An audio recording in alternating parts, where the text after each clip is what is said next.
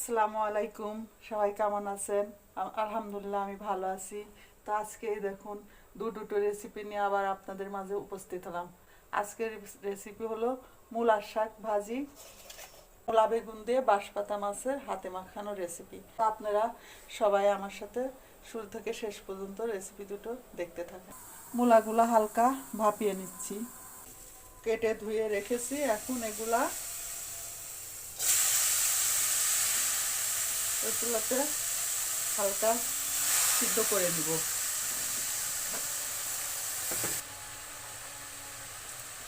কাঁচামরিচ, কিছুটা রসুন,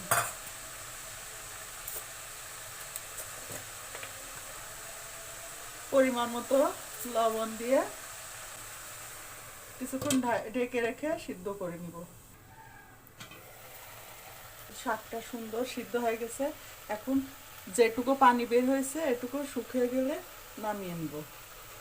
ওইদিকে শাকটা হতে থাক, এদিকে আমি বাঁশপাতা মাছটা রান্নার জন্য প্রস্তুত করে নিই। প্রথমে মূলা বেগুন, কাঁচামরিচ, পেঁয়াজ, বেটে রাখা জিরা, রসুন, পেঁয়াজ, হলুদের গুঁড়া, শুকনো মরিচের গুঁড়া, স্বাদ মতো লবণ, সুন্দর করে মাখিয়ে নিব।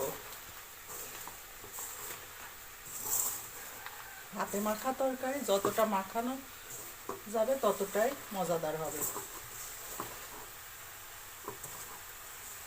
এতো মাখানো হয়ে গেছে, এখন সরিষার তেল দিয়ে দিব। মাখানো তরকারিতে সরিষার তেল দিলে খুব সুন্দর একটা ফ্লেভার আসে আর খেতেও মজা লাগে। হয়ে গেছে, এখন পরিমাণ মতো পানি দিয়ে দিব। এই তো আমার শাকগুলা সুন্দর সিদ্ধ হয়ে গেছে আর পানিগুলা শুকিয়ে গেছে। এখন আমি নামিয়ে তেলে দিয়ে নিব। কড়াই সুন্দর গরম হয়ে গেছে, এখন আমি তেল দিয়ে দিব। তেলের উপরে থেতো করা রসুন দিয়ে দিব। এবার পেঁয়াজ কুচি দিয়ে সুন্দর করে লাল লাল করে ভেজে নিব।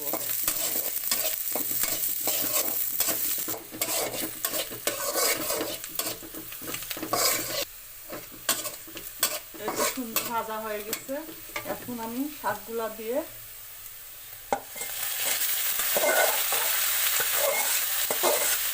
ভেজে নিব।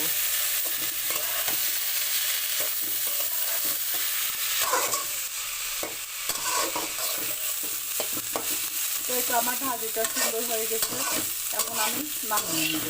অনেকেই এই ভাজির সঙ্গে শুকনো মরিচ খান, তো আমাদের বাসায় তো শুকনো মরিচ খায় না, এই জন্য আমি শুকনো মরিচটা দিলাম না। তো দেখুন ভাজিটা হয়ে গেছে। তো এই তো দেখুন মূলা আর বেগুনগুলা সুন্দর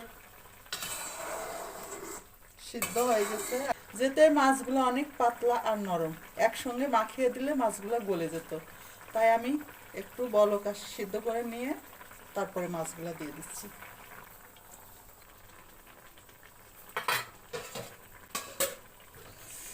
এবার কিছুক্ষণ ঢেকে রাখবো।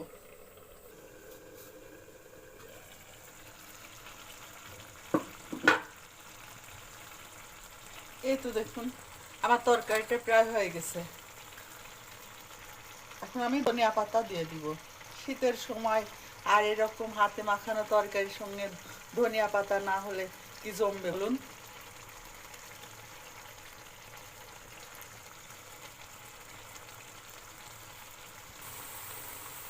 তো এটা আমার রান্নাটা হয়ে গেছে, এখন আমি নামিয়ে নিব। তো এই তো আমার দুটো রান্নাই হয়ে গেছে। আর এই রান্না দুটো যদি ভালো লাগে তাহলে আমার ইউটিউব চ্যানেলটা সাবস্ক্রাইব করে লাইক করবেন, শেয়ার করে পাশে থাকবেন। আগামীতে আবার আরেকটি রান্না নিয়ে আপনাদের মাঝে উপস্থিত হব। আজ এ পর্যন্তই। আল্লাহ হাফেজ। আসসালামু আলাইকুম।